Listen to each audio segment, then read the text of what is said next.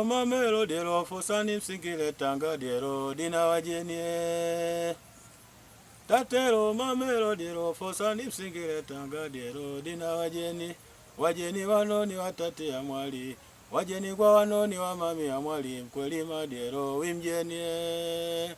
Mame vinirani mwanangu. Kiukweli kabisa niseme role model wangu ambaye alionitamanisha, kuna kaka yetu mmoja anaitwa Rashidi Zoloti. Huyo ndio alikuwa akifanya hizo kazi, akiimba, kwa hiyo nikawa napenda sana. Lakini mwenyewe sikujua kama labda nitakuwa na kipaji hicho.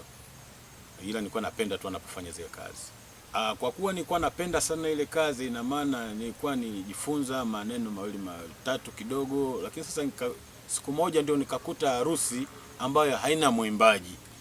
Kwa hiyo mimi nikaingia pale kama kuichangamsha, lakini kumbe ndio kipaji changu kilianzia pale. Na watu walianza kukuelewa. Na watu walianza kunielewa pale. Mimi kwanza nataka niwaambie kwamba jamani, kwanza tupende kabila letu. Mimi nataka niwaambie kabisa, kabila letu la Kizigua ni kabila moja smart sana.